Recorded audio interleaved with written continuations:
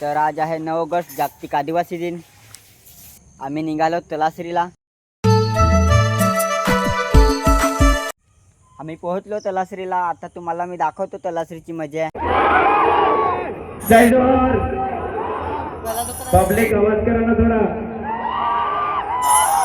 अगला की